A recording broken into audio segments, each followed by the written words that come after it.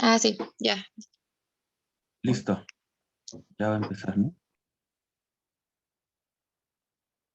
Ok, bueno, buenas tardes. Vamos a comenzar entonces con la clase de hoy que va a estar dedicada a, a un capítulo de este libro que es la fundamentación de la metafísica de las costumbres. Este es un texto muy interesante porque en gran medida aquí está condensado, yo creo que es eso, condensado, contenido, gran parte del pensamiento ético kantiano. Solo recordaría algunas cosas de las que estuvimos hablando del contexto la semana pasada. Muchas ya las hemos mencionado incluso desde los semestres pasados, perdón, y que por eso lo considero pues relevante. Y vamos a ir de inmediato al texto, porque sí me gustaría que quedara muy, muy claro. Hay algunas cosas que no son transparentes en Kant, que la verdad sí necesitan de, pues de que se estudien con calma. Ajá, creo que Kant es uno de esos autores que difícilmente, pues es mi percepción, ya ustedes nos dirán, pero que difícilmente uno puede abrir uno de sus libros y ponerse a estudiarlo sin ningún problema, ¿no? O sea, hay autores con los que uno puede hacer eso. ¿Sí? Uno llega, lo abre en su casa, en la biblioteca, en donde estudie y listo. Pero Kant no. A menos que sea, o sea, como el de que es la ilustración, creo que es un texto pues bastante digerible. Pero si fuera un texto como este, o la crítica, cualquiera de las tres críticas, sí, creo que son textos que hay que irlos, no quiero usar la palabra porque es muy señorial, pero hay que irlos desmenuzando, ¿no? Hay que irlos analizando, es mejor. Ujú. Es mejor. Este, ¿qué cosa quería comentarles? Bueno, recordar entonces que hay, este, que se divide la producción kantiana en tres grandes momentos. En el periodo precrítico, en el periodo crítico y el periodo postcrítico. El periodo crítico se caracteriza, habíamos comentado, por la publicación de estas tres grandes obras que son la crítica de la razón pura en 1781, la crítica de la razón práctica 1788 y la crítica del juicio 1790. Todas las obras que estén antes de ese periodo, 1781, serán precríticas y las que estén después de 1790 son evidentemente del periodo postcrítico, que la obra que vamos a leer dentro de 8 días corresponde a ese periodo.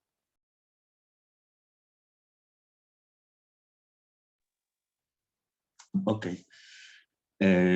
Entonces, hace 8 días hablábamos sobre qué es la ilustración, 1784, es decir, una obra, noviembre de 1784, es una obra completamente del periodo crítico y se entiende, ¿no? Por lo que está diciendo Kant, o sea, por supuesto que ahí está el periodo crítico, que es la ilustración, atreverse a pensar por uno mismo.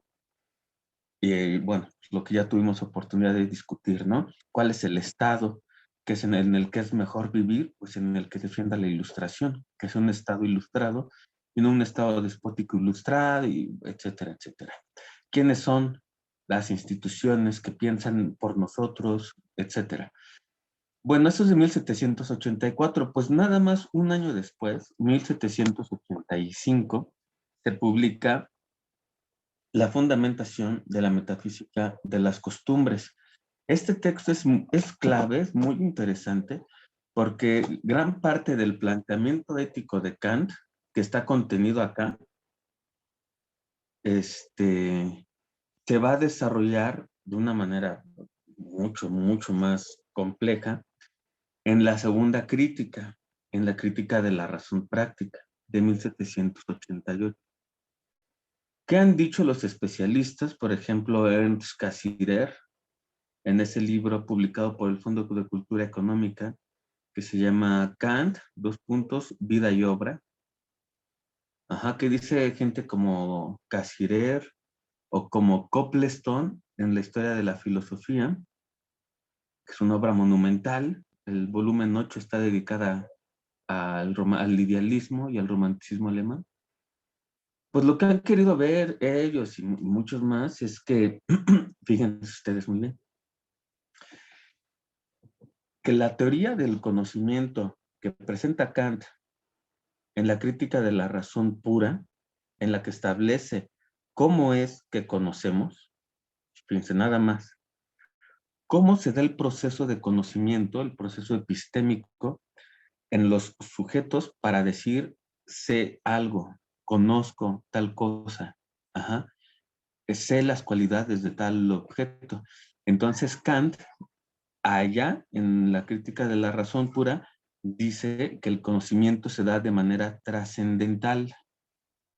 Ustedes ahorita solo vayamos reteniendo estos conceptos, ¿no? Eso es lo difícil de Kant, que crea todo un lenguaje filosófico. Todo un lenguaje, todo un lenguaje. Ajá, hay un vocabulario Kant. Ujú. Entonces, dice, el conocimiento se da de manera trascendental. Eso es importante para Kant y para lo que vamos a ver hoy, porque ese es el, digamos, cómo se da el paso de la fundamentación de la metafísica de la moral del pueblo a una trascendental o pura, vamos a decir, ¿no? Trascendental o pura. Bueno, antes de Kant sostenían, había dos escuelas que sostenían dos maneras diferentes de conocer. Los empiristas, que sobre todo son de países anglosajones, John Locke en Inglaterra, David Hume en Escocia y George Berkeley en Irlanda. Los tres decían, anglosajones, ahí están las tres islas, decían que el conocimiento comienza por los sentidos. Ajá. Y en respuesta a ellos, yo acabo de decir algo sumamente reduccionista. Ajá. Y en respuesta a ellos están los filósofos racionalistas, que también son tres los principales. Ajá. René Descartes, Baruch de Spinoza y Wilhelm Leibniz.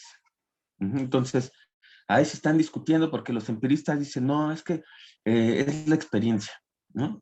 Y los racionalistas, no, muchachos, son las matemáticas. Ajá, es la razón. Ajá, hay una razón matemática universal, por cierto. Ajá, si algo tienen en común los tres grandes racionalistas, Descartes, Spinoza y Leibniz, que todos fueron matemáticos. Y no solo matemáticas, ¿no? Por ejemplo, Descartes tiene un tratado sobre la luz, ¿no? Que es uno se llama sobre la luz y otro es una dióptrica. Spinoza sobre óptica, por ejemplo, etcétera, ¿no? Leibniz inventó el cálculo infinitesimal, ese que a muchos hizo sufrir en la preparatoria, ¿no? Y él lo inventó en sus ratos libres. Literalmente se apuraba a chambear para tener ratos libres y a crear el cálculo infinitesimal. En Inglaterra lo descubre al mismo tiempo Newton. Uh-huh. Bueno, entonces Kant llega y conoce la obra de ambos bandos y dice, no, en la crítica de la razón pura, que le llevó 10 años escribirla. Ajá. Dice, no, es que yo creo que son ambas. Yo creo que están peleando, pero son ambas posturas. Ajá. Es empirio racional. Es decir, el conocimiento empieza en los sentidos. Aquí mucho ojo. El conocimiento empieza en los sentidos, pero termina en la razón que forma conceptos. Pero estos conceptos, evidentemente, deben ser sobre el mundo que solo nos es dado a los sentidos. ¿Qué quiere decir que el mundo nos es dado a los sentidos? Que el mundo nos es dado fenoménicamente, solo y a través, por medio de fenómenos. Fenómeno viene del griego phainommenon, lo que se me presenta. lo que me es dado, vamos a decir, a los sentidos. Ajá. Voy a poner un ejemplo muy sencillo. Yo veo este vasito para tomar agua. Vean aquí con nuestra querida Atenea, ¿verdad? Y entonces yo digo, ah, esta madre, este termo es blanco. Ajá. Kant diría, ¿por qué puedo, qué es lo que pasa? Aquí estoy yo solito, ajá, así, y madres, te aparece se me presenta. Como se me presentan los sentidos, se me presentó fenoménicamente. Ahora, es el sentido de la vista el que me dice, este recipiente es blanco. Pero el sentido de la vista creó el concepto blanco de tal manera que yo pueda ver, por ejemplo, este lápiz y diga, el lápiz es blanco. Los sentidos no forman conceptos. Quien forma conceptos es la razón, propiamente es el entendimiento, ¿sí? Pero el entendimiento, cuando venimos al mundo, viene en blanco.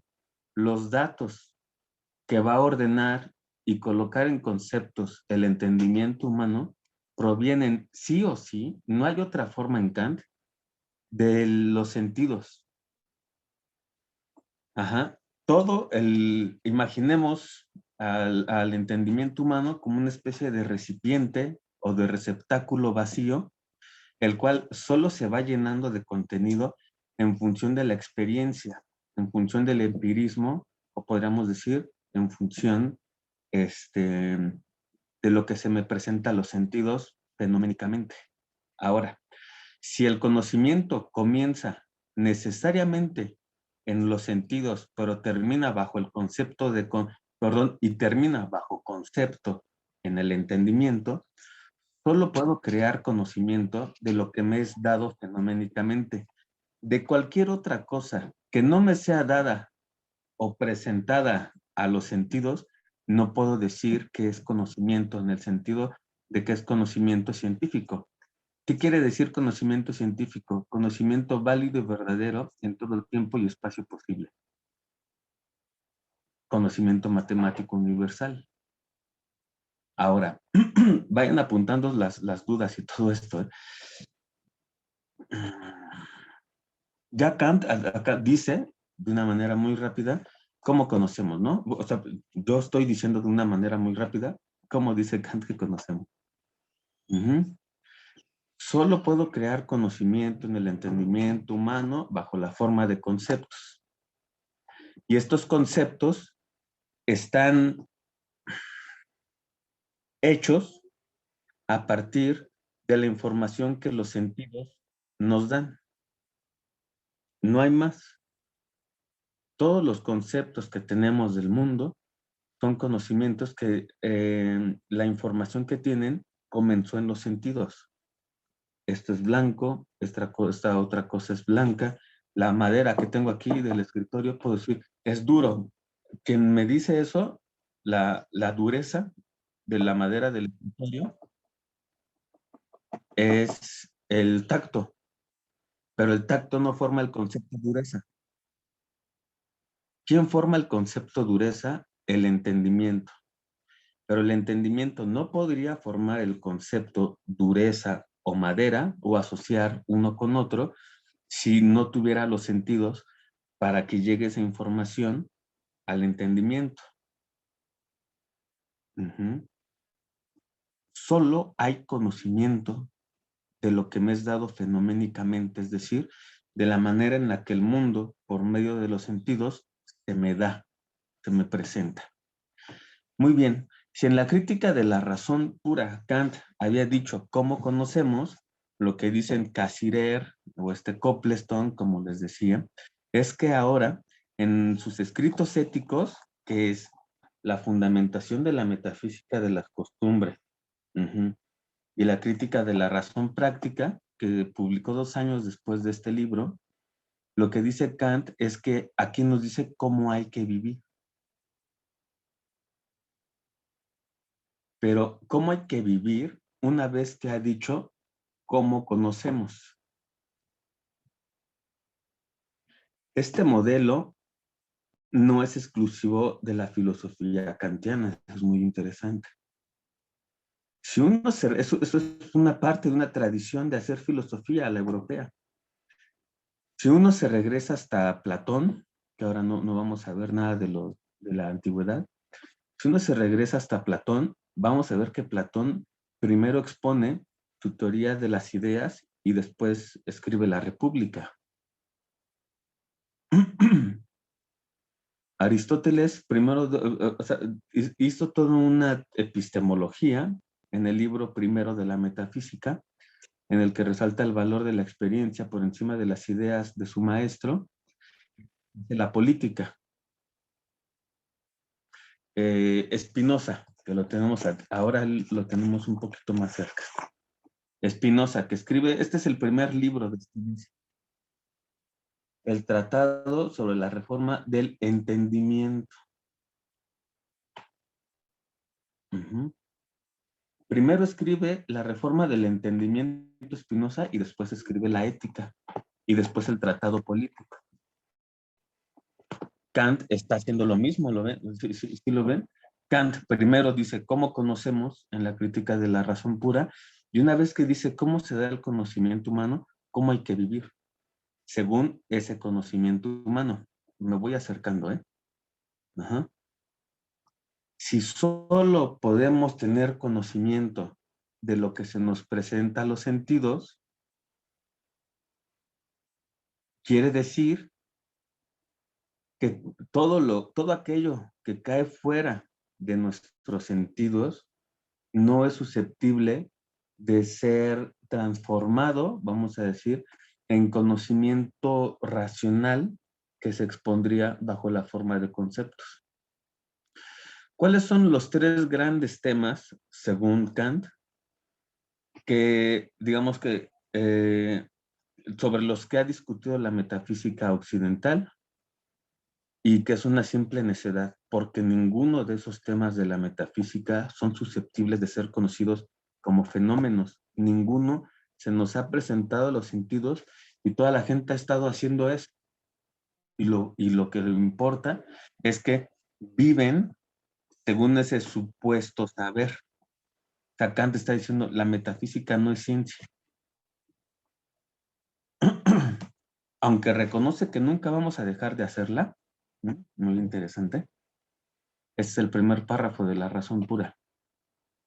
La naturaleza tiene tal razón, perdón, la razón tiene tal naturaleza que nunca se dejará de hacer preguntas a las que no puede responder. Kant dice, tratemos de evitar eso, pero también seamos sinceros. Siempre vamos a hacer metafísica, porque siempre nos preguntamos por cosas que no podemos responder. Sabemos que el conocimiento empieza en los sentidos, pero aún así hacemos metafísica. ¿Cuáles son, pues, los tres grandes problemas de la metafísica occidental, según Kant? La libertad, la inmortalidad del alma y Dios. Uh-huh. Entonces, pensemos, vamos a tomar Dios. ¿Alguien ha tocado a Dios así? ¿A qué huele Dios? ¿Qué aspecto tiene? ¿Cómo se escucha Dios? ¿A qué sabe? ¿Cuál es el gusto? ¿Cuál es el sabor que tiene Dios? Es decir, Dios no se nos presenta a los sentidos, y los sentidos es la única forma en la que comienza el conocimiento de lo que podemos conocer. Si Dios no se me presenta a los sentidos, no puedo tener conocimiento de Él. Ajá. Todo lo que rebasa el campo de la experiencia no es susceptible de ser conocido. Pero se dan cuenta, llegamos a un punto genial en la historia de la filosofía occidental, porque está diciendo Kant, no podemos conocer en realidad a Dios. O sea, toda la gente decía, no, sí, está bien chingón la crítica de la razón pura. Empieza en los sentidos, termina en los conceptos, la lógica trascendental, la dialéctica trascendental, etcétera, etcétera. Y dice Kant, solo podemos conocer fenómenos, no las cosas en sí, o el famoso noumeno. Ajá. ¿Qué es la educación en sí? Kant diría, ¿quién sabe? Nosotros, como somos pedagogos con tradición alemana, en México, normalmente respondemos, ¿qué estudia pedagogía? El fenómeno educativo, por nuestra tradición alemana. Por eso es más bien raro cuando alguien dice, es que la educación en sí, luego nosotros, los de CEU, normalmente decimos, ¿por qué Acatlán dice la educación en sí? Si solo podemos tener conocimiento de lo que se nos presenta a los sentidos, ya lo dijo papá Kant. Ajá, nos suena raro que eso de la educación en sí sería como la educación eterna ahí flotando, ¿no? Casi como idea platónica. Si uno dice la educación rural, diría, ah, ya, claro, ya sé a qué te refieres, ¿no? O si decimos educación especial, no sé. Kant diría, ah, ok, ya sé a qué te refieres. Ajá, pero es que la pedagogía en sí, dirían, nosotros no podemos conocer eso. Solo podemos conocer en tanto se nos presenta los sentidos, de una manera en especial y no de otra. Si regresamos a Dios y decimos, solo hay conocimiento de lo que se me presenta a los sentidos y Dios no se me presenta a los sentidos, no puedo conocerlo. Es más, yo no puedo saber nada de él. Pero tampoco no te puedes hacer una idea. Precisamente eso es lo que no me puedo hacer. No me puedo hacer una idea, no me puedo hacer un concepto. ¿Qué es lo que está pasando aquí en mi cabecita cuando yo me hago una idea de Dios? Dice Kant, ojo, porque eso que está pasando en tu cabecita no es conocimiento.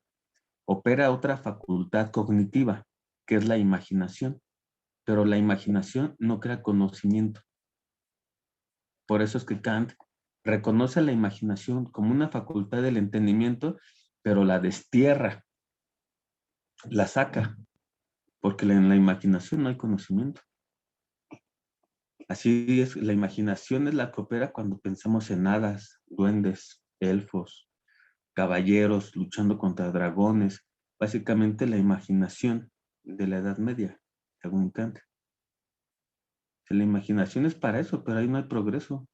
El progreso requiere del conocimiento. Y a Dios no se le puede conocer, porque solo se conoce lo que se nos presenta a los sentidos. Y Dios no se da fenoménicamente. Eso es bellísimo en Kant, pero ¿qué creen? Que no da el paso y no dice Dios no existe, porque tampoco podría hacerlo y tampoco lo mata. La tarea se la termina de hacer Nietzsche. Dios ha muerto. Kant, ¿qué hace? Lo tiene que reintroducir, o sea, saca a Dios por la ventana de la epistemología y Dios vuelve a entrar por la puerta de la ética, que es lo que vamos a leer, que dice, lo que leyeron, que dice Kant, no, pero no se alarmen, no se alarmen, o sea, está bien, no podemos conocer a Dios, pero ¿qué creen? Hay que vivir como si existiera. Y uno dice, ay, tramposo, entonces así que chiste, Kant, eso le va a decir Nietzsche. Nos dices que no podemos conocer a Dios, pero hay que vivir como si existiera. ¿Qué quiere decir eso? Ajá, es esta fórmula, se las voy a escribir acá en el chat. En alemán, eso lo escribe Kant así.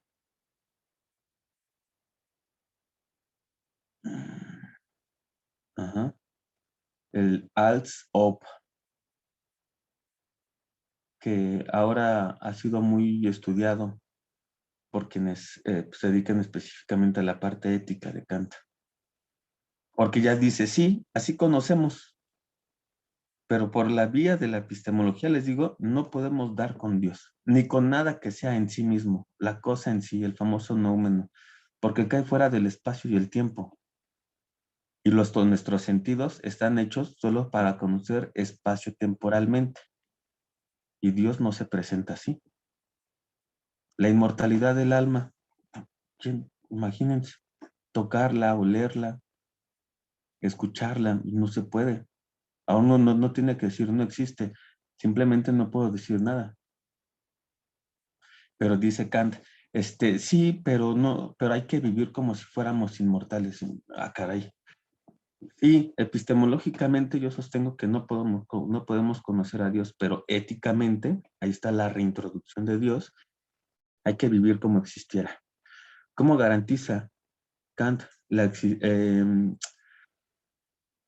actuar éticamente? Es el famoso sujeto ético kantiano, como si als ob existiera Kant, si existiera Dios, perdonen, con los imperativos, específicamente con el imperativo categórico. Ajá, específicamente con el imperativo categórico, que es una ley universal. Bueno, voy a prender la luz y regreso. Preguntas, dudas, observaciones. Hasta ahora respondo y en caso de que no haya, vamos directamente al texto. ¿Sí?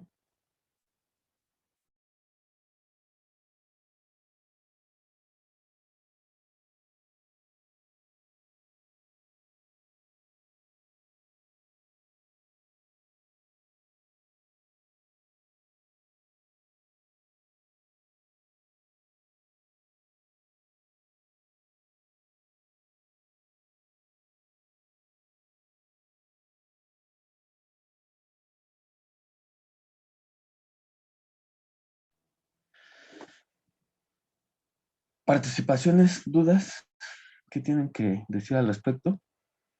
Empezamos un poco rápido, pero bueno, así es, ¿no?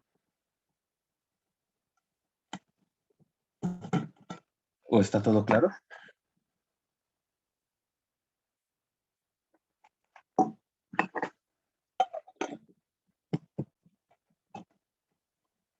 Estamos Yo, profe. Ay, así. Sí, sí.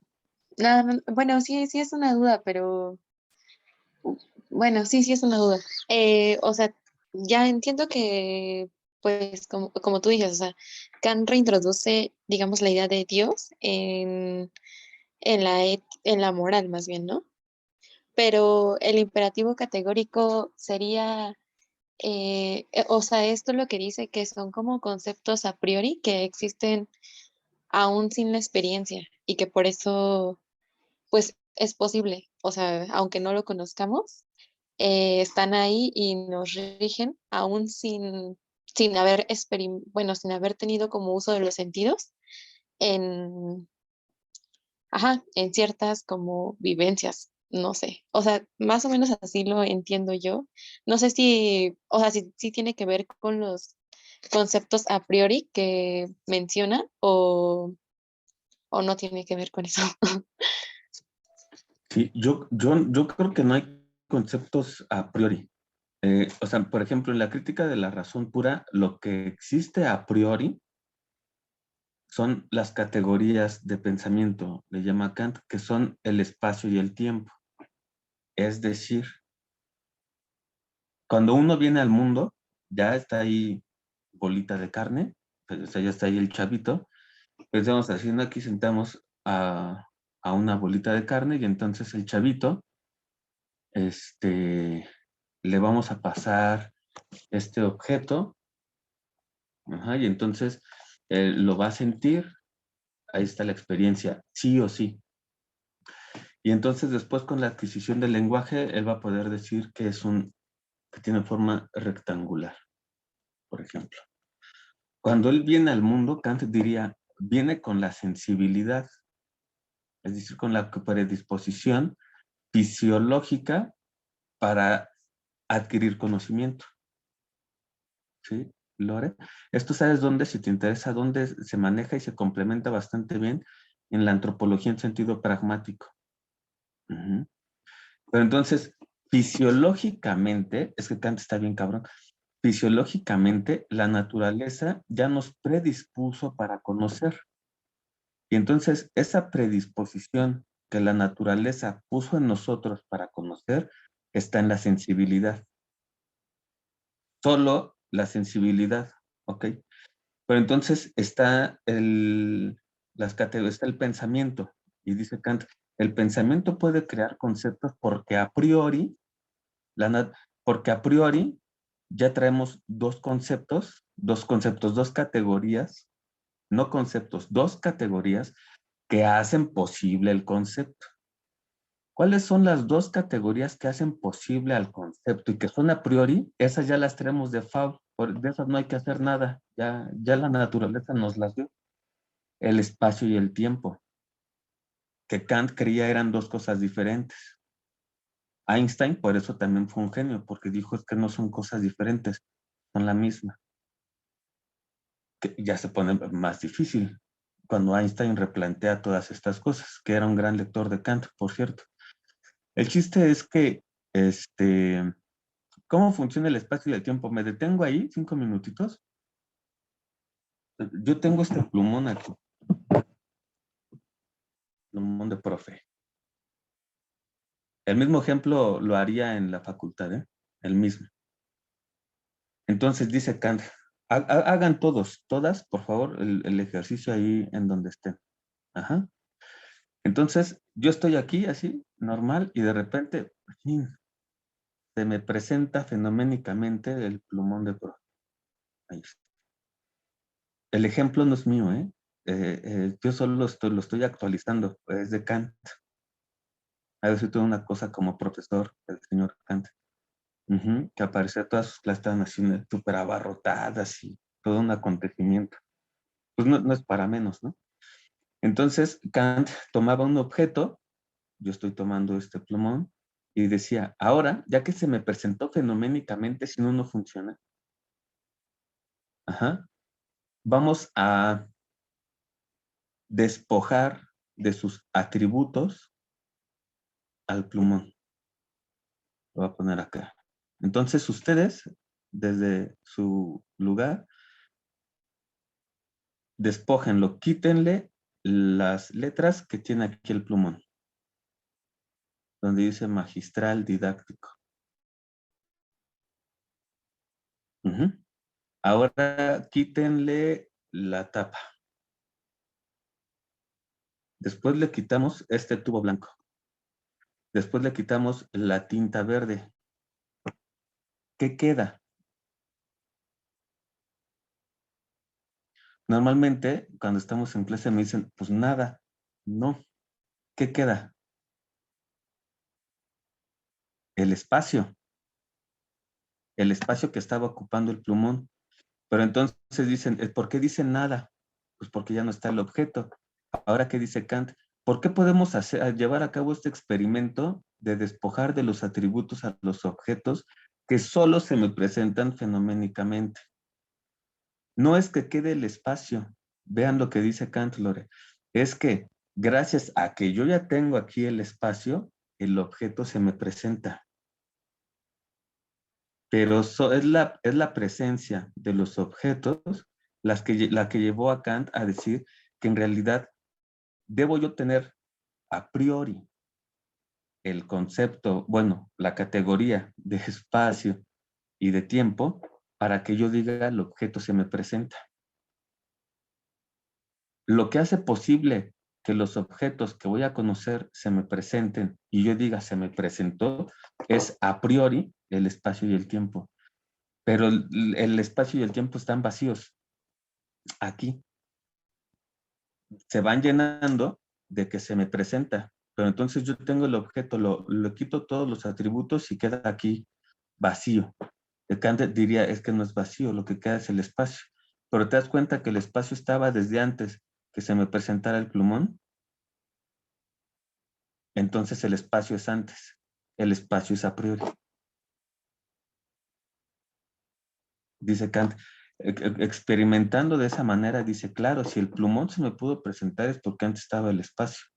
En el espacio no es posible que se me presenten los objetos. El espacio es antes, es a priori y no tiene nada, es puro. Puro en Kant es que no hay nada de la experiencia. No hay nada de la experiencia. Nada, nada, nada. Eso es puro en Kant. Por eso es trascendental. Porque no tiene todavía nada de la experiencia. Ya se hallaba la ética. El imperativo categórico universal tiene que ser puro. Es decir, que no importa cuál sea la circunstancia empírica real, yo ya sé qué tengo que hacer. Yo ya sé cómo debo actuar. Por eso el conocimiento es de toda condición posible.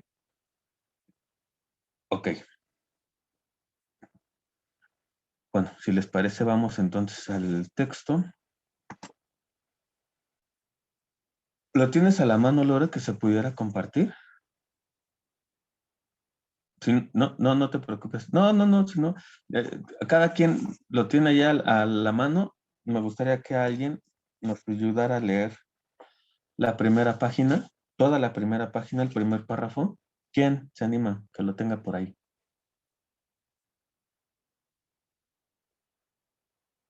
Ay,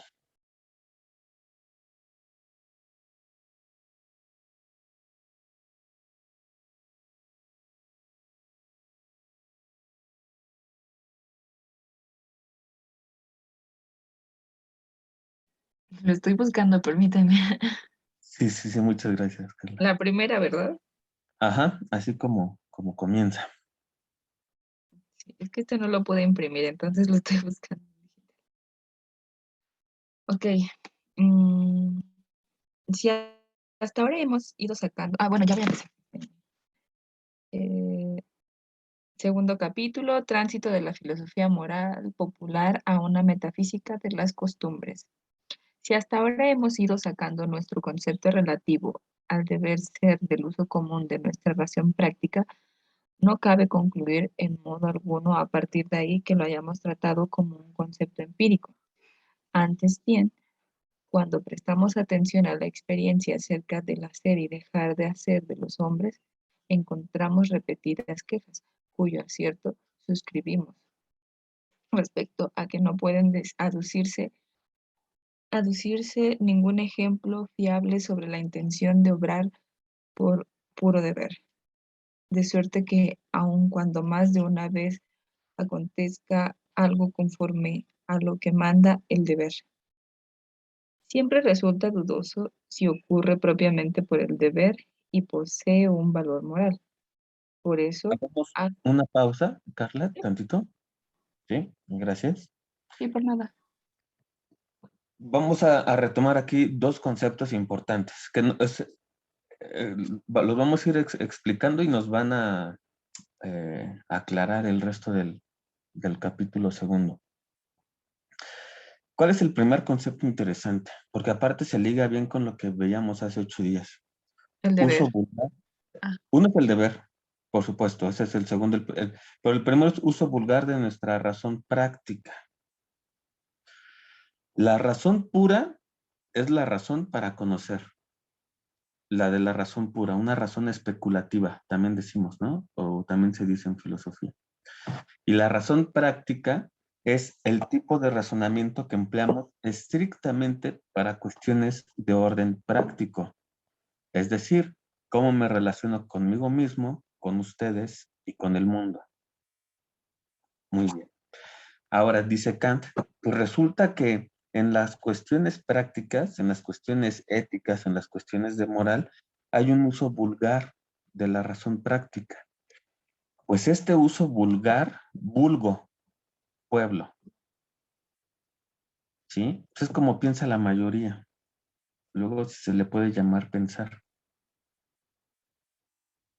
Dice Kant, de lo que se trata es de pasar de un uso vulgar, ¿sí? Vulgar en el sentido de vulgo, pueblo, o sea, como piensa la mayoría, la plupart, dicen los franceses, la mayor parte, me gusta mucho plupart. Entonces, pasar de cómo piensa la mayoría a cómo se debe pensar, a cómo se debe actuar en el caso de la razón práctica. Entonces, por eso lo último, ahora sí lo último que estaba leyendo Carla era lo siguiente, ¿no? No es posible adelantar ejemplos seguros de esa convicción del que obra por el deber puro, ajá, y siempre cabe la duda de si las acciones han ocurrido por deber y por lo tanto si tienen un valor moral.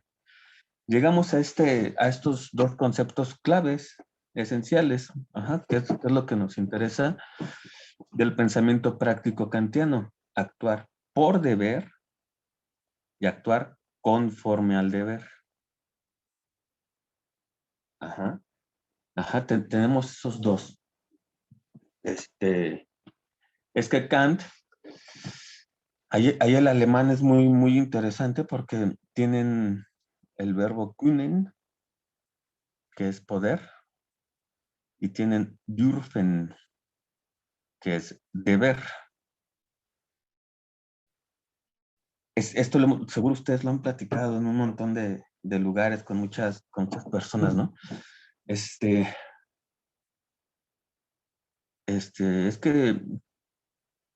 debo hacer, quisiera hacer esto, ¿no? ¿Y por qué? Pues porque puedo. Ah, sí puedes, pero debes. Es así de sencillo. Kant sabe que podemos hacer un montón de cosas, pero ¿qué creen? Que para Kant, poder hacerlas no quiere decir que debamos hacerlas, porque nuevamente sale lo mismo. Esto es muy importante, de verdad. O sea, para nosotros como pedagogos es bien importante, pedagogas. Ajá. Si yo no distingo entre el poder, können, y deber, dürfen, Kant cree que ahí se juega la animalidad y la espiritualidad, que eso es el contenido de su curso sobre pedagogía. Prestemos mucha atención. Está können, poder, está dürfen, deber. El ejemplo está en el capítulo 3 de este libro. Va una persona, un hombre, caminando por la calle, ve a una mujer y la mujer despierta el apetito sexual en este hombre. ¿Puede ir y poseerla sexualmente? Ah, ¿verdad? Puede. Y dice Kant, ¿pero debe? No. Si nosotros apelamos, pero sí puedo. ¿Quieres ver que sí puedo? ¿Qué diría Kant? Cuidado, porque está haciendo un uso vulgar de la razón práctica. Si uno dice, fisiológicamente, por lo que me ha hecho la naturaleza, puedo. Pero el deber, que es moral, que es cultura, que es paideia, que es Bildung, que es educación, dice, no debes. Ese es el contenido de su curso sobre pedagogía. Como cuando decimos que estamos educados, cuando digo que el sentido moral me dice, ubica tus acciones en una razón práctica que eviten que el poder se imponga al deber, porque sería un retroceso. Estaríamos defendiendo la animalidad cuando hemos ganado la cultura. Pero la cultura nos lleva al progreso y obedece a un deber moral. Es decir, dice Kant, actuar por deber y actuar conforme al deber. Lo que se pone en juego entre la distinción del poder y el deber es la educación, ¿sí? La famosa Bildung de la pedagogía alemana. ¿Sí? Podemos hacer un montón de cosas, un chingo de cosas que podemos hacer y que nos pueden hacer, ¿no? Pero dice Kant, entonces tú eres más como un animal. Ajá. La naturaleza nos hizo así, pero nosotros nos podemos hacer de esta manera. Lo que pasa es que estás pensando o haciendo un uso de tu razón práctica vulgar. Hay que llevar la razón práctica hacia pues, un nivel de ilustración, hacia la famosa Bildung. Les decía, ¿qué quiere decir actuar conforme al deber y actuar por deber? Eh, bueno, este,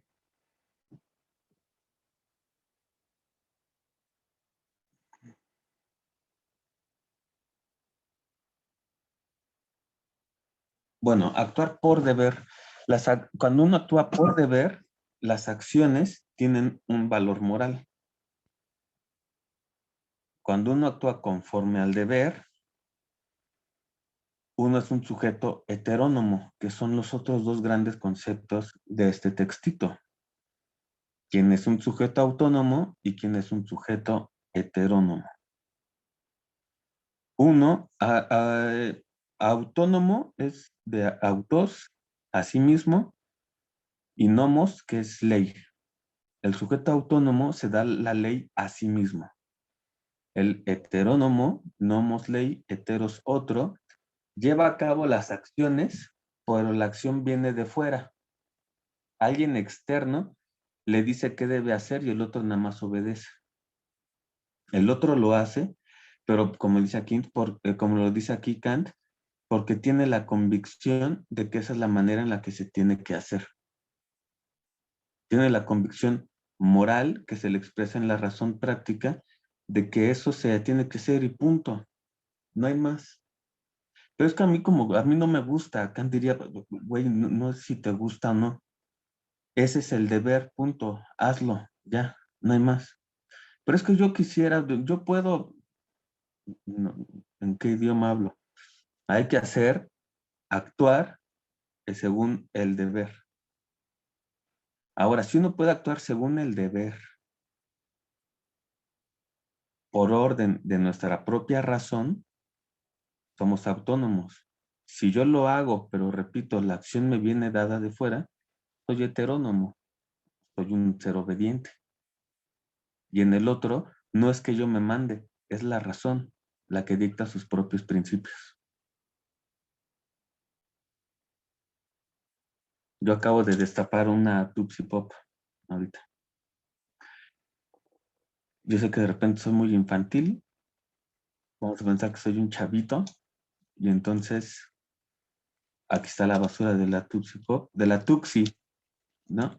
Y entonces aquí está el bote de basura, y sí, y entonces,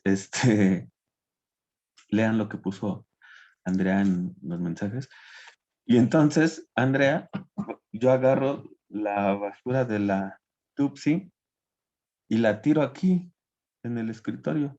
Y aquí me hago mi cerrito de, de basura. Y entonces viene mi mamá y me dice, ándele, cabrón. Porque antes era muy fuerte. Dice, ándele, cabrón, ¿eh? Con que esas tenemos. Ya te había dicho que tiraras la basura. Y entonces viene y me da una cachetada. Y ahora le tira la basura en su lugar. Y entonces yo lo tiro porque me pegó. Ujú. Después viene otra semana, le volví a agarrar dinero del monedero y comprarme un montón de dulces, pero esta vez, ¿qué creen? Ya no los tiro aquí, en el escritorio. Ajá, ahora voy y los tiro allá. ¿Por qué? Porque tengo miedo de que me dé otra cachetada. ¿Soy un sujeto autónomo o heterónomo? Porque ya puse la basura en donde baja la basura. Heterónomo. A todas luces, exactamente. Soy sujeto heterónomo. Pero supongamos, Carla, que yo la primera vez, por pinche casualidad, agarré la basura y la puse en su lugar. Pero por pinche casualidad, es decir, yo no tenía la convicción moral de que la basura va ahí. Ah, sí. Ok. Sí, también puede ser por eso. Sabes que se ha escrito muchísimo sobre la relación entre Kant y su mamá. Pero mucho, mucho, mucho, mucho, mucho. Muchos creen que de hecho este libro, La fundamentación de la metafísica, quien está detrás es la lectura que la mamá hacía de la Biblia cuando Kant era un niño. Ajá. Nietzsche le va a sacar un montón de jugo a eso, de las biografías. Que quien está en los textos de ética es la lectura que hacía de la Biblia Kant con su mamá cuando era un chavito. Es que no sé si llegaron al final del capítulo, pero es claro, todo el cristianismo ahí en Kant. Ajá. ¿Y qué pasa si tú actúas siempre de manera autónoma? Actúas conforme al deber y sigues siempre el imperativo categórico. Ya se le fue la onda bien cabrona de Kant. Vas a llegar al reino de los fines. ¿Qué es eso del reino de los fines? Pues es el cielo. Ujú. Y es específicamente la postulación de un lugar en el que se van a vivir después de muertos los que vivieron según el imperativo categórico, Es algo de lo que normalmente no se comenta, no sé por qué, de este libro. Pero bueno, entonces se entendió, pero si yo llevo la basura, aparte recuerda, Gabriela, que yo dije que era un chavito. Entonces, entonces va el chavito y tira la basura, pero porque pues, casi dijo, pues voy para allá, la tiro, ¿no? Pero no lo hizo por tener la convicción de que eso debe hacer. Por instinto heterónomo. No sé. Es heterónomo, Sí. exactamente. Es heterónomo, exactamente, es heterónomo. Para que la acción se vuelva autónoma y entonces estemos en presencia de un sujeto moral, uno se levanta y pone ahí la basura porque es el lugar de la basura. Si yo me inscribo a una clase a las 7 de la mañana, no, y son las 6:30, digo, ay, uy, estoy bien cansado, yo creo que mejor no me levanto porque quisiera que, Candiría, ¿cómo que tú quisieras? El deber es estar a la clase a las 7, ¿sí? Trabajé mucho toda la semana, yo creo que hoy no voy a trabajar y me voy a poner a ver pendejadas en la tele o en el celular. Candiría, no, no, no, no, no. ¿Cuál es el deber? Tengo que entregar esto mañana, siéntate y lo haces. Ese es por eso es que en el siglo XX, muchos filósofos, sobre todo norteamericanos, como Richard Rorty, escribieron libros en el que decían el sujeto kantiano no existe. No existe. Ahorita me dirán qué piensan. No existe. ¿Cuál actuar conforme al deber? ¿Cuál actuar o incluso conforme al deber o por deber?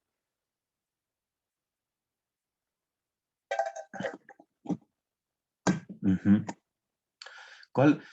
O sea, pues el sujeto del siglo XX, el sujeto y la sujeta del siglo XX y del siglo XXI es heterónomo. La neta, hacemos las cosas porque nos dicen que las tenemos que hacer, pero no por una convicción moral de que eso se tiene que hacer y listo. Yo sé que tengo que hacer esta lectura, la hago. ¿Por qué? Porque ese es el deber. Pero si lo hago porque pues, no te dejan entrar sino la lectura hecha o el reporte, con pura heteronomía en la educación, ¿no? No van a entrar a mi clase si no les entregan un reporte de una cuartilla. Pues, la neta, o sea, lo van a hacer porque les están diciendo. Sí, o sea, hacemos un montón de cosas, la conducta práctica se ve determinada por la heteronomía, por todo un sistema de premios y castigos. Ujú. Y de hecho, regresamos al texto. ¿Y qué dice ahora Kant? ¿Podrías seguir leyendo, Carla, porfis? ¿De dónde te quedaste? Sí, solo que permíteme porque se me movió. Sí, sí, Es sí. que no lo pude imprimir porque tengo que reparar algo de mi impresora y no puedo y no la quiero dañar. Entonces lo tuve que leer aquí al teléfono. Si me ayudas con la página. Bueno, Si es que tú quieres, tampoco lo tienes, ¿verdad? si quieres lo comparto. Ándale, a ver. Ya lo encontré. Mientras, pregunta en el chat esta Mira, Gabriela, una ya sociedad está. debe ser heterónoma para poder funcionar, ¿no? A ver, ¿qué opinan ustedes? Ay, pues sí, obvio, tiene razón. Ajá. Pues porque si no, a ver de dónde chambeas, a ver qué comes, porque pues no hay otra forma, ¿no? Obviamente no en todo, yo siento que sí hay formas de ser autónoma en tus decisiones personales. Bueno, es que, ay, no sé. Así puedes tener cierta autonomía, pero mm, socialmente, o sea, nuestra vida pública creo que sí es muy heterónoma.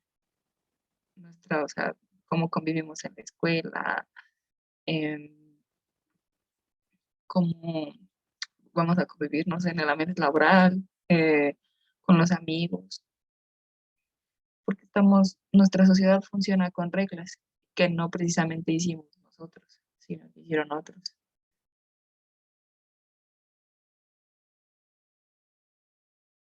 Ya.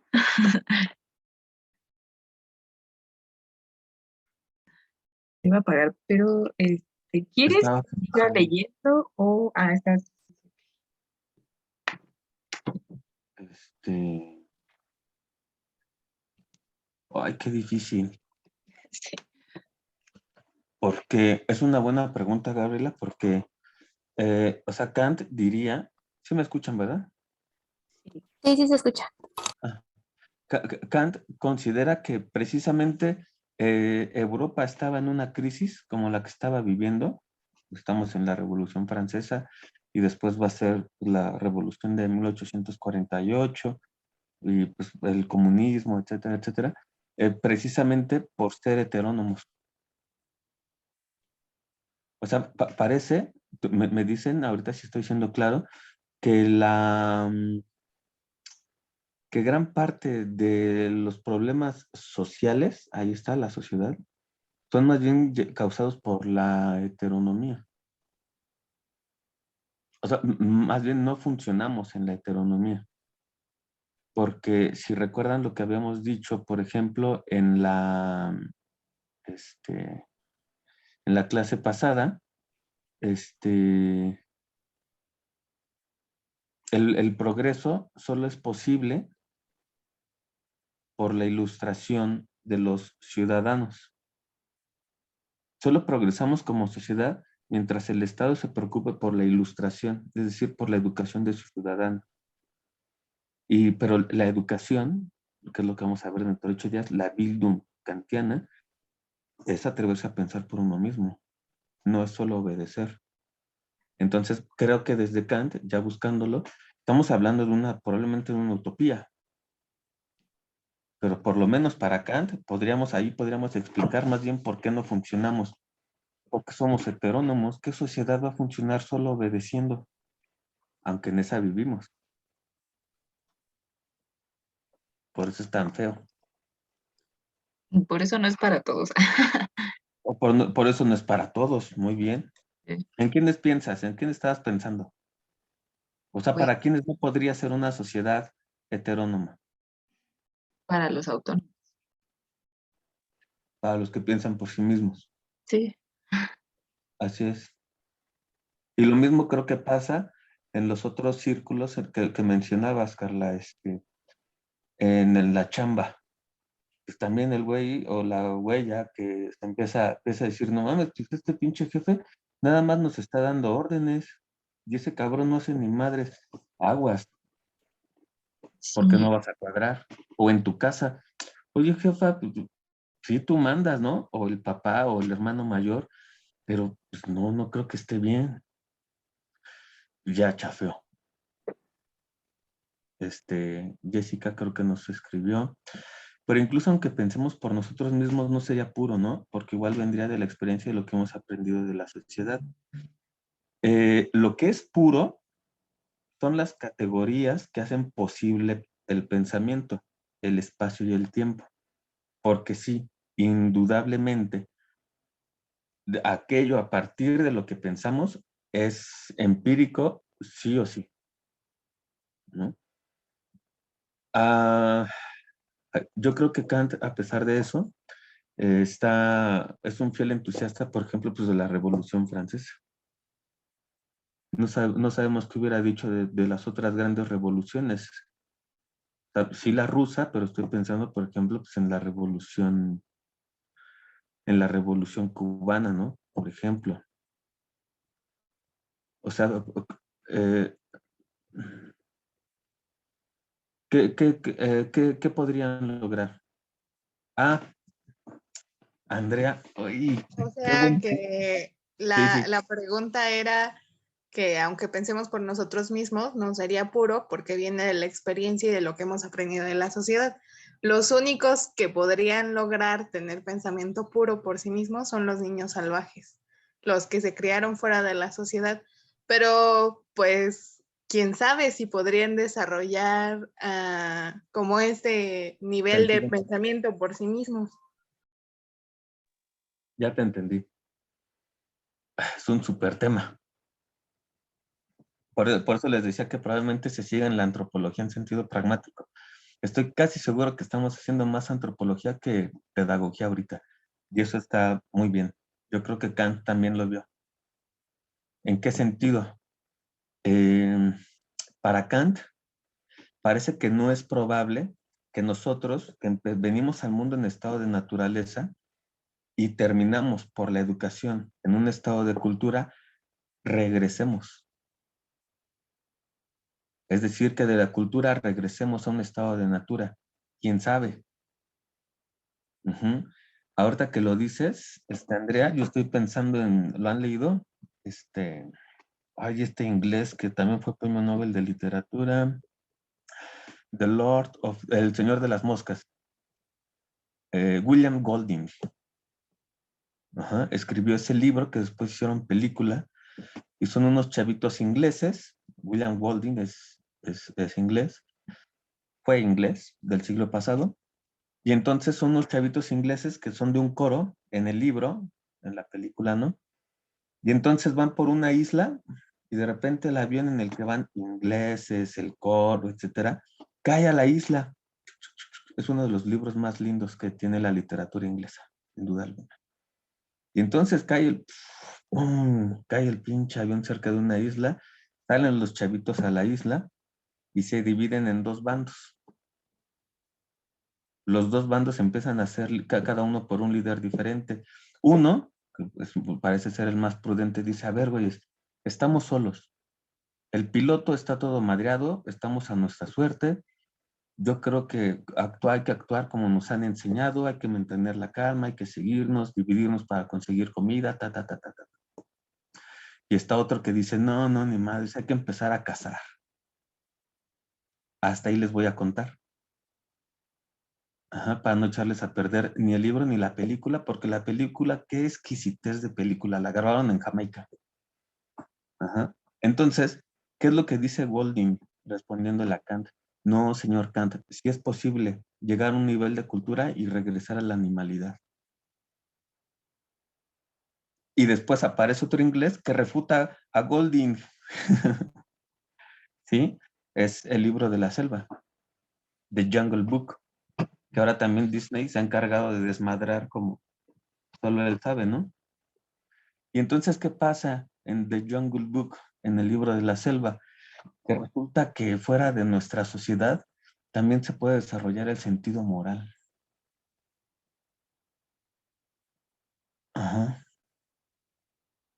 Kant no estaría de acuerdo, porque Kant diría, no, eso solo se puede en una sociedad como la nuestra. Es lo que llamamos eurocentrismo.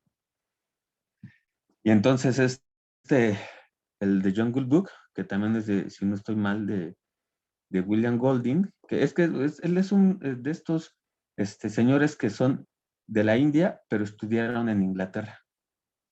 Por eso tienen esto. Escribe muy bien en inglés europeo, pero sus temas están hacia allá, ¿no? Entonces dice, no, se equivocan los europeos. También en lo selvático, en lo salvaje, se desarrolla el sentido de lo moral. Esa es su teoría, que viene a refutar pues, mucho de lo que dice Kant. Porque para Kant es horrible eso, porque sí lo dice. Kant llega a hablar hasta del tamaño y del grosor de las varas con las que deben ser golpeados los negros de África para que le empiecen a entrar al progreso europeo, ¿no? ¿Por qué algunos pueblos europeos son superiores a los japoneses y cosas por el estilo?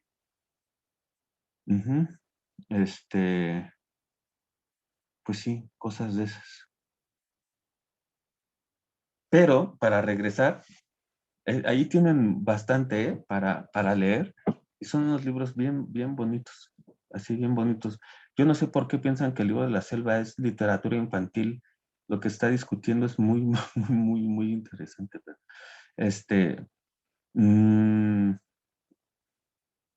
No. Se puede vivir, puede funcionar una sociedad heterónoma. En Kant, no. Porque la heteronomía asume la obediencia. Y pues la obediencia tiene un tachezote. Pues ser un sujeto obediente es ser un esclavo, ¿no? Por eso dice Kant, no, hay que hacer una educación, pero es una educación crítica. ¿Qué es crítica? Pensar por uno mismo. Ahí sí hay progreso, en la obediencia no.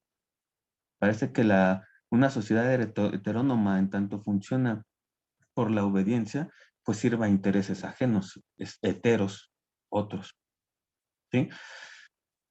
Ahora sí, podemos ir a la lectura. Quiero llegar a un concepto ahí importante. Liz.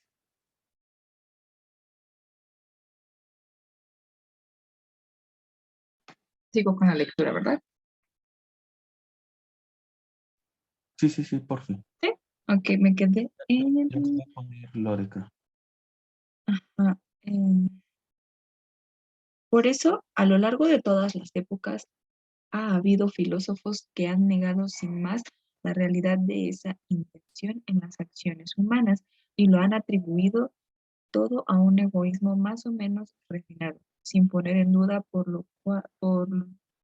sin poner en duda por ello la exactitud del concepto de moralidad, aludiendo más bien con profundo pesar a la fragilidad e impureza de la naturaleza humana, la cual es lo bastante noble para convertir tan responsable idea en precepto suyo, pero al mismo tiempo es demasiado débil para cumplirlo y utiliza esa razón que debiera servirle como legisladora para cuidar del interés de las inclinaciones aisladamente o a lo sumo, en su mayor compatibilidad mutua. ¿Me paro ahí? Sí, porfa. No, le iba a decir a Lore que tapaban los mensajes, pero es mi computadora. Sí. Gracias. No.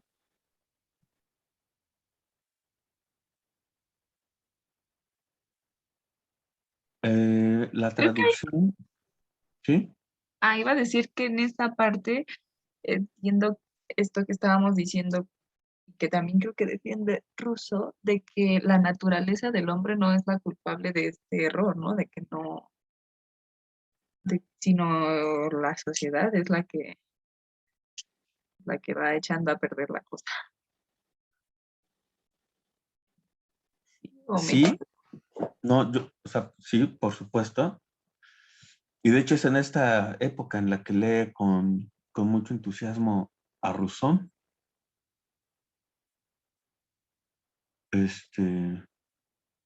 Solo que me parece, dentro de 8 días ya me dirán ustedes, ya que hayamos leído esa parte de la pedagogía, que aunque, o sea, Rousseau critique la cultura o la vida en sociedad y defienda la vida natural, para Kant no habría por qué regresar a un estado de naturaleza. Más bien habría que reformar la vida en sociedad. Para Kant sería más bien un retroceso. Es que también quién sabe qué pensaba Kant por vivir en estado de naturaleza. Eso creo que es de lo más sencillo, pero también lo que más se ha malinterpretado en Rousseau. Nietzsche fue uno de los primeros que no supo leer a Rousseau. Cuando Rousseau dice que hay que volver a un estado de naturaleza, Nietzsche decía, bueno, y entonces Rousseau qué espera, ¿no? Que estemos otra vez sobre los árboles y corriendo desnudos y cosas por el estilo. Rousseau nunca dice eso en ningún lado. También tiene que ver, para decirlo, o sea, sinceramente, Nietzsche difícilmente leía los libros completos, ¿eh? Él mismo lo dice. No porque no le gustaran por la cuestión de su vista, pero creo que algunas que no lo hiciera, en algunos casos sí lo afecta, porque Rousseau no dice eso, ¿no? Que regresemos, que renunciemos y nos vayamos al bosque y cosas por el estilo. Y Nietzsche sí lo entendió así, lamentablemente. Por eso dice, es mejor hombre el de Schopenhauer, pero no va por ahí la cosa. Entonces Kant, creo que por eso dice, no, pero no hay por qué regresar al estado de naturaleza, mejor hay que recomponer moralmente ya la sociedad tal y como se encuentra ahora. ¿Cómo nos podemos desprender de esto que la traducción que leyó ahorita Carla, dice egoísmo. Sí, está al inicio. Que han negado totalmente la realidad de esta convicción en las acciones humanas y lo han atribuido todo al amor propio. Esta traducción dice el amor propio, la otra traducción dice el egoísmo. Es interesante el ejercicio porque no es lo mismo amor propio y egoísmo. Ajá. El texto en alemán utiliza esa palabra. La puse en los mensajes. Selbstliebe. Entonces, si escuchan el selbst, es como el self del inglés, ¿no? Es a sí mismo, o el sí mismo, ¿no? Myself. Entonces, y Liebe es del verbo en alemán lieben, que es amar. Por eso creo que egoísmo tal vez no sea ahí en ese caso la mejor traducción, porque no es lo mismo actuar por amor propio, el Selbstliebe, que por egoísmo. Ajá. Ahora, ¿por qué me quise detener en ese Selbstliebe? Cuando uno actúa, ya para ir englobando todo lo del capítulo, cuando uno lleva a cabo una acción práctica, la puede llevar movido por el Selbstliebe, por el amor propio, con un sentido peyorativo, o lo puede hacer por el deber, porque eso es lo que se tiene que hacer, eso es lo que quiero decir, ¿ok? Cuando una persona actúa movida por el Selbstliebe, por el egoísmo, etcétera, actúa bajo o siguiendo el imperativo hipotético. Cuando una persona actúa siguiendo lo correcto, lo que se tiene que hacer, cuando actúa conforme al deber, actúa según el imperativo categórico. ¿Qué es el imperativo hipotético?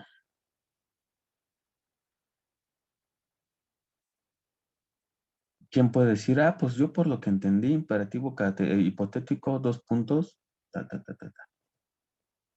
¿A qué le suena imperativo hipotético?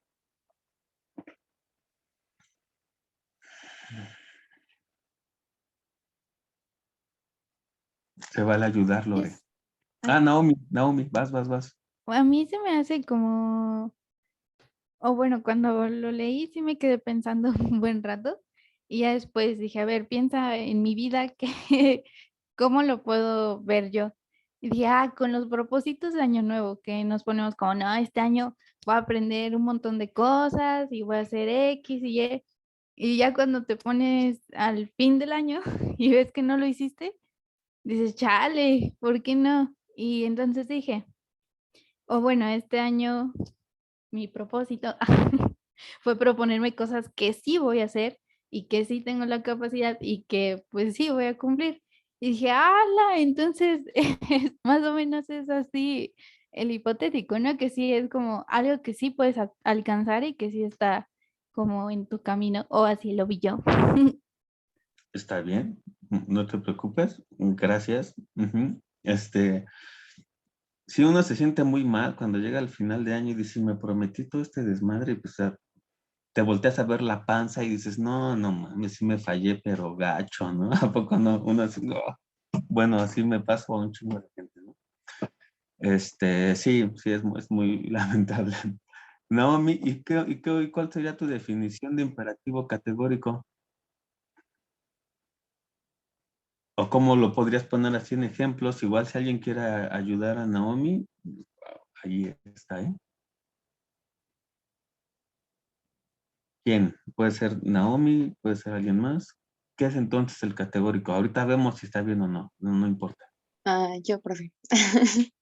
Bueno, el imperativo categórico, pues podría ser como esta ley, pues es como la ley universal que propone Kant, ¿no?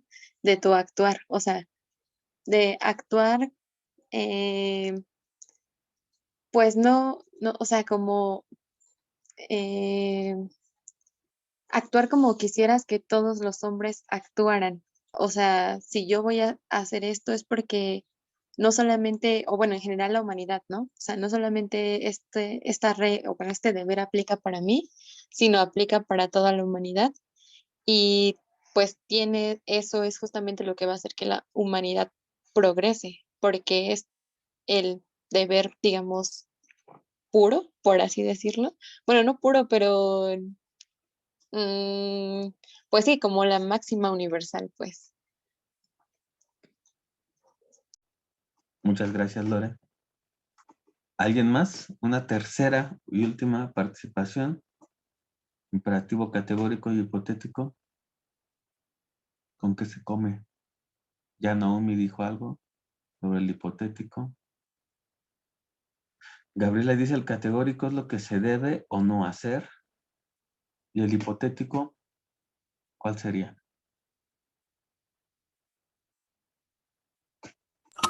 Siento que el hipotético está más ligado hacia lo individual y lo categórico hacia la sociedad.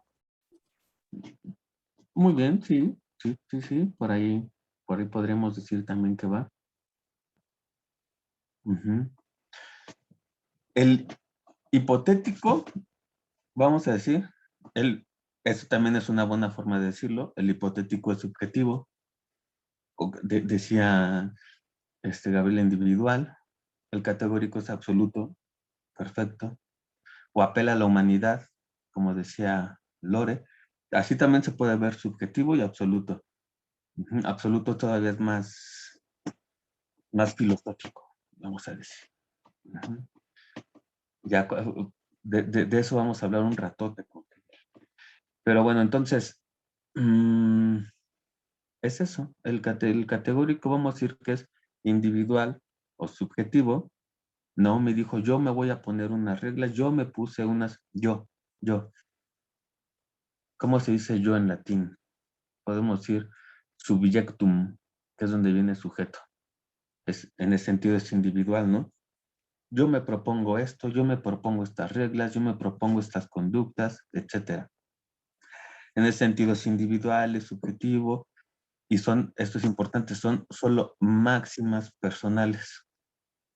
Entonces dice Kant, el imperativo categórico son máximas personales que el sujeto se da a sí mismo y que no se mantienen iguales precisamente por no ser leyes. Uno las puede ir modificando constantemente, lo hacemos todo el tiempo, ¿no? Uno se promete las vacaciones, yo me prometí leerme 4 libros, y conforme iba leyendo el primero, dije, no, yo creo que mejor 3. Fue 1.5, ¿sí? Pero uno lo va cambiando, es decir, no respeté mi propia máxima. La voy cambiando según mi Selbstliebe, ¿no? Ahora está la ley universal bajo el imperativo categórico. Imperativos porque son órdenes.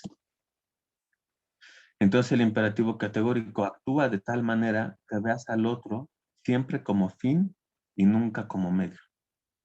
El otro es un fin en sí mismo, no es un medio. No puedo estar usando a la gente. No puedo ser usado por la gente o usada por la gente. Ajá.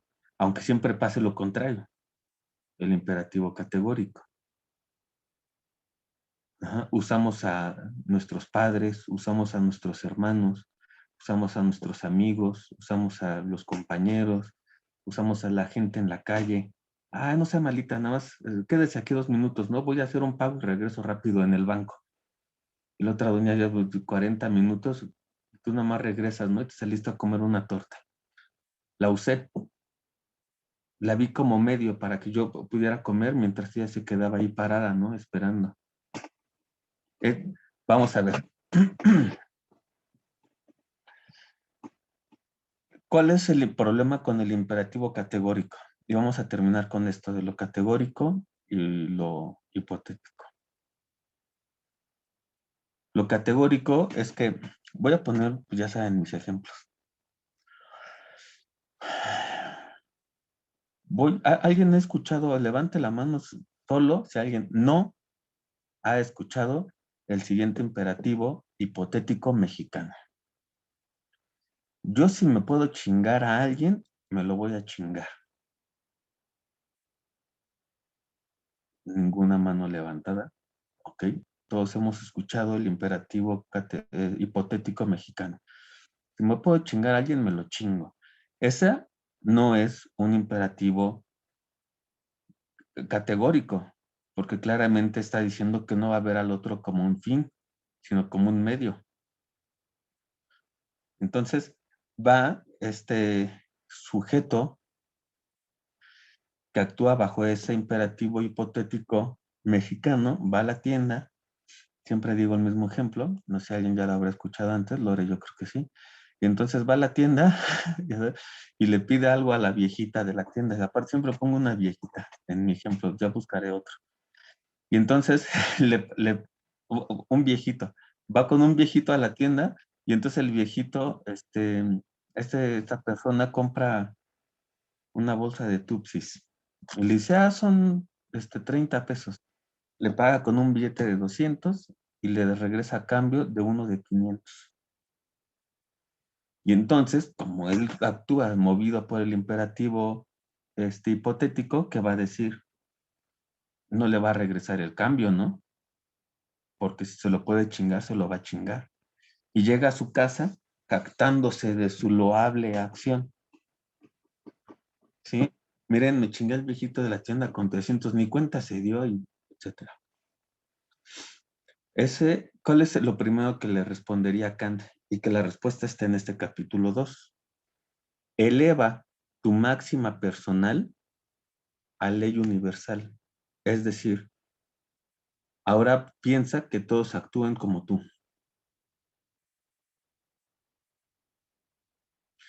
Voy a poner un ejemplo más rudo, mucho más rudo, más complicado, con muchas pinzas, con mucha seriedad.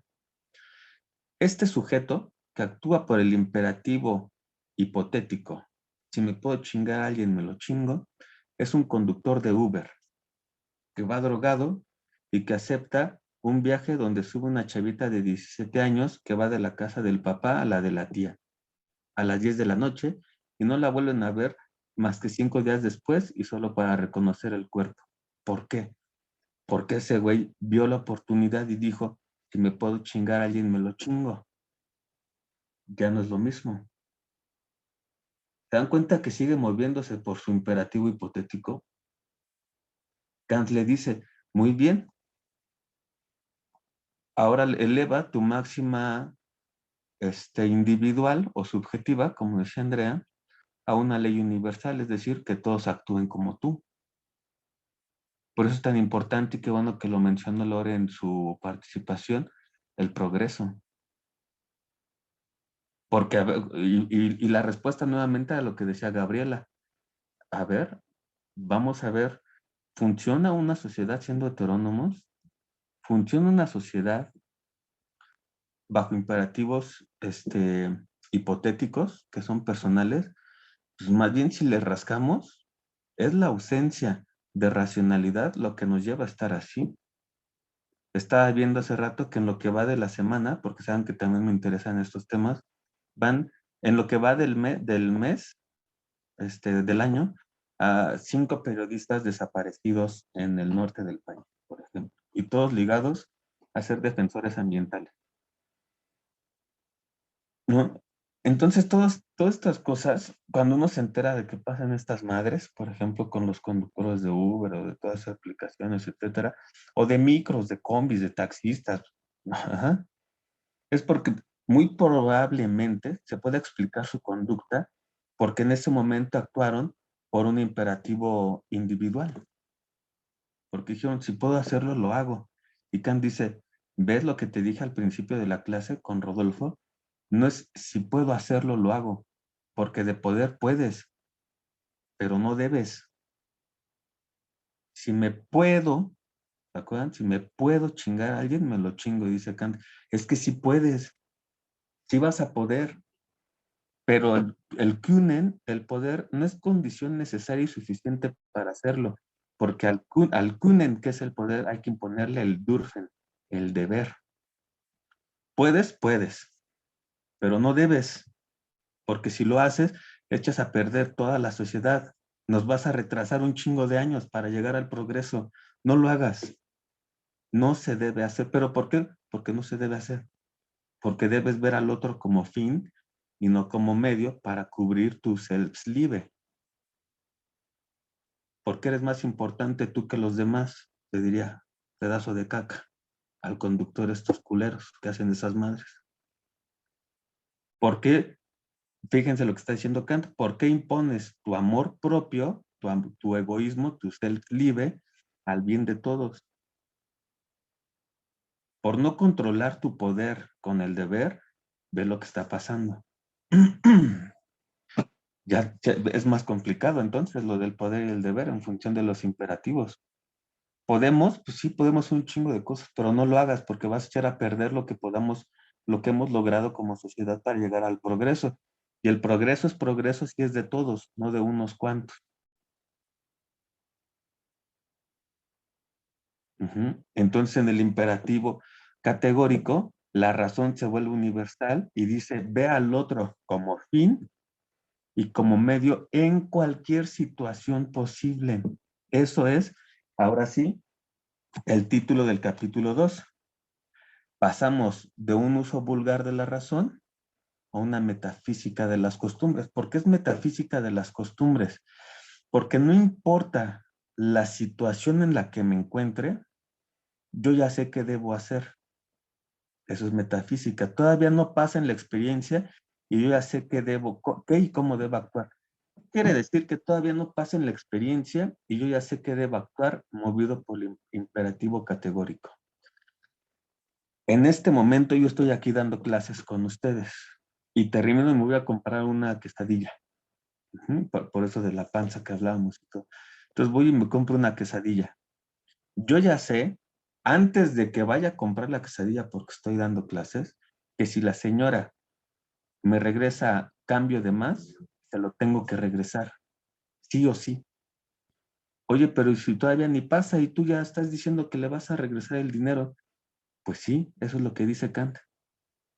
Sí, no manches, dulces, la panza, o sea, pues ya si el caldito, una pancita, y con ese clima así. No estoy embarazada, es panza natural. ¿Se acuerdan de ese reportaje hermoso? Entonces, bueno, entonces, sí, ¿cómo podemos pasar de una cosa a otra bien rápido? Es eso. Me van a decir, oye, pero todavía ni vas por la pinche quesadilla porque estás aquí hablando de Kant. Ya estás diciendo que si te dan cambio de más se lo vas a regresar. Sí, porque mi conducta, mis acciones, ya las sometí al imperativo categórico kantiano. ¿Sí? Si le pago con una moneda de 5 pesos a un señor que me vendió un chicle de 2 y él me da cambio de 10, si eso me llegara a pasar en algún momento, yo ya sé qué tengo que hacer. Regresarle los 5 pesos extras, porque eso es el deber. Oye, pero ¿y si los necesitas saber y para el metro, para regresarte, ¿qué diría? Ese es tu problema. Si yo me impongo nuevamente, impongo mi self-live, mi amor propio, al trabajo del otro, estoy descomponiendo el progreso de la sociedad entera en función de Kant. Por eso la racionalidad, me gustó la palabra que usó Andrea, se vuelve absoluta. Es para cualquier situación posible. No puedo, no tengo por qué, aunque pueda, usar al otro como fin para mi self-live. ¿Quién es ese otro? Quien sea. A la pregunta de Kant, ¿quién soy yo? La respuesta es cualquiera. Aquí no importa quién eres tú. Todos somos igualitos. Se vuelve complicado. Vamos a terminar, tenemos unos minutitos con lo siguiente. El ejemplo, ustedes lo encontraron en el capítulo 2, si pudieron leerlo. Tocan a tu puerta y entonces uno abre y ya saben, entra el papá, un amigo, alguien con quien tengamos una relación de parentesco y entonces uno abre y está la persona tiene sangre en las manos y después toca a la policía y pues dice Kant, ¿quién entrega a esta persona y quién no? La mayoría ha contestado que no entregarían ni al amigo ni al papá. Y Kant lo que está señalando es que esa decisión no nos corresponde a nosotros. Es la justicia la que tiene que decidir. Lo correcto es que se abre la policía y pregunta por alguien, lo entrego y listo. La misma idea la vamos a encontrar en Hegel, en unas 2 o 3 semanas más. Para Hegel, el Estado también solo funciona si no me impongo frente a las leyes que son las mismas para todos. Por ejemplo, el video ese del Venías muy león, ¿no? Y la madriza que le ponen, Kant y Hegel dirían que todos los que le pegaron tienen que ir presos. No son héroes nacionales. Impusieron su imperativo hipotético. Ah, me puedo chingar al ladrón que siempre nos chinga, me lo madreo, pero no, tú no puedes hacerlo. Ay, sí, sí lo vi también. Sí, también lo vi, Gabriela, horrible. Ajá. Kant diría, no tenemos por qué hacerlo. O sea, esta idea de justicia por mano propia, a ellos les sorprendería porque es que ¿quién eres tú? Ya hay leyes que son para todos. Lo vamos a ver, sobre todo con Hegel. ¿Qué es más importante, el yo o el nosotros? Para estos alemanes, sin duda es el nosotros. Ningún individuo es más importante que el conjunto. Ninguno. Y es interesante porque el último heredero de la pedagogía kantiana es Paul Natorp, que precisamente es el creador de ese libro que se llama Curso de Pedagogía Social. Ya sabrán hacia dónde va. La pedagogía es pedagogía cuando apunta a lo social, no le importa el individuo. Lo que importa es el conjunto. Es difícil. Dudas, preguntas, observaciones, ejemplos, contraejemplos, lo que quieran decir al respecto, por favor, siéntanse a gusto. Si fui claro, no fui claro, por favor, lo que sea. Sí, claro, pero me estoy pensando así un montón de cosas sobre todo lo que hemos platicado y sobre la pregunta que hizo Gabriela sobre que entonces vivimos en una sociedad heterónoma. Y tú contestaste que Kant dice que realmente una sociedad heterónoma no, no funcionaría. Pero entonces la autonomía, estoy pensando si, bueno, por lo que hemos dicho ahorita, que el imperativo se llama hipotético, es el que nos hace buscar el bien individual, o bueno, nos lleva a tomar esas acciones individuales. Entonces, la autonomía quedaría en el imperativo. ¿En qué imperativo quedaría la, la autonomía? O sea, el pensar autónomo. En Eso el es categórico. Sí. categórico. Ok. Sí, justo porque mm, no sé, estaba imaginándome acá situaciones donde yo, con decisiones autónomas, este, desde mi autonomía trato de dañar a alguien, entonces eso sería hipotético. O sea, estaba pensando esas cosas, entonces todavía no concreto muchas cosas, pero pues eso puedo compartir y esa era mi duda. Ajá, no, exacto. Es que uno podría pensar que un ejercicio de la autonomía es la libertad de hacer lo que sea.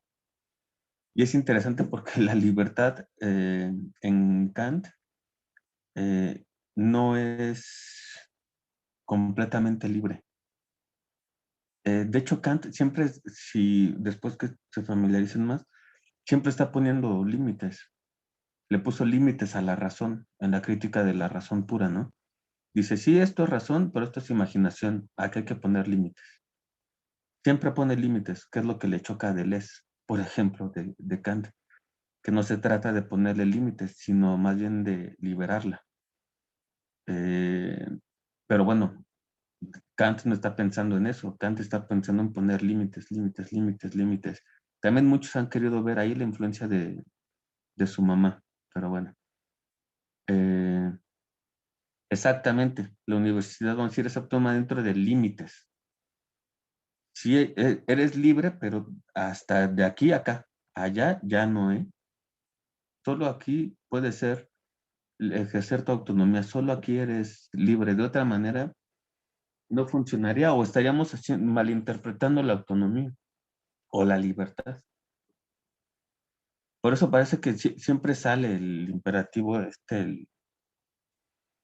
el categórico que hace a los sujetos autónomos. Pues interesante, pues la pregunta que hacía Gabriela y lo que les decía que, por ejemplo, Richard Rorty, este filósofo gabacho, no tiene mucho que murió, creo que murió en el 2004, 2007, algo así. Decía, es que el sujeto kantiano no existe. Le pasaría al sujeto kantiano un poco lo que a Jesús en el cristianismo. Y eso lo decía Søren Kierkegaard, un filósofo de unos años, poquito adelante. Está en la época que estábamos trabajando. Kierkegaard, que decía, cristiano solo hubo uno, y quedó en la cruz. El único verdadero cristiano fue Jesús. Todos los demás, Kierkegaard les llama cristiandad, pero no son cristianos. Por lo difícil que es ser cristiano, como lo fue Jesús. Lo mismo parece que dice Rorty con Kant. ¿Sí? Esto que se dicen que son, no, es que yo soy kantiano y, híjole, es que está bien cabrón. La ética kantiana es casi la de un santo. Con esto termino. Una de las primeras obritas de Hegel, cuando no tiene ni 20 años, escribe una especie de quinto evangelio, que se llama Vida de Jesús. Entonces escribe una especie de quinto evangelio, que sería el evangelio de Hegel sobre Jesús. Pues no me lo van a creer, está bien chido, porque si uno ha leído los evangelios, los del Nuevo Testamento, y se lee esa especie de quinto evangelio de Hegel, cuando todavía está estudiando en el seminario para ser pastor protestante, pues resulta que uno lee el Jesús del adolescente, del joven Hegel, y que se encuentra que la santidad de Jesús le viene dada no por ser hijo de Dios, sino porque el Jesús de Hegel vivió según el imperativo categórico. La santidad de Jesús le viene dada por haber sido un kantiano antes de haber nacido Kant. ¡Qué pedo! Pero lo entendió aún así el joven Hegel. ¿Sí? O sea, la relación tan cercana que hay entre actuar siempre siguiendo el imperativo categórico y la santidad. Y Kant, o sea, también Kant lo dice, no hay que esperarse a leer a Hegel. Kant lo dice. El premio de vivir según el imperativo categórico siempre, en cualquier situación posible, es ganarse el reino de los fines. Por eso es tan difícil para nosotros. O sea, estamos más en el poder que en el deber, más en la heteronomía que en la autonomía. Pero es interesante, dentro de 8 días que vamos a hablar de su curso sobre pedagogía, para ver, y dentro de todo esto que hemos hablado, ¿qué tiene que ver la pedagogía? ¿Qué hace la pedagogía en todo esto? Para esto les vamos a pedir que lean dentro de 8 días la introducción y la primera parte. Igual y no pasamos de la introducción porque es un texto complicadito. Léanse por lo menos la introducción o el prólogo, ya no sé qué es, introducción o prólogo. Ustedes ahí lo van a ver. Y hasta donde lleguen de la primera parte, ¿va? Pero probablemente nos quedemos en las primeras 5 páginas y con eso es suficiente. ¿Dudas? Del mismo libro, ¿no? De la pedagogía. Ok. Ajá. Ahora nos vamos a pasar al sobre pedagogía. Y con eso tendríamos ya 3 clases de Kant. Siento que vamos muy rápido. Pues muchas gracias Nos vemos la próxima semana con nuestra última clase dedicada a Kant. Que estén muy bien. Gracias, Nos Lore. vemos, que estén bien. Gracias, hasta luego. Chao, chao. Gracias.